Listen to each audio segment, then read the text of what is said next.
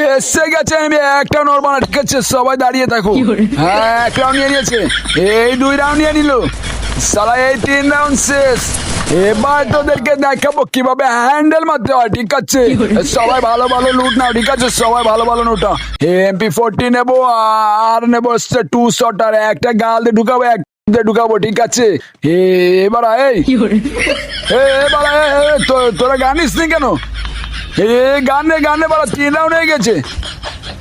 খেয়েছে এই সালারা sure planning করেছে আমার হ্যান্ডেল মারার জন্য। এবার আমি কোথায় যাবো?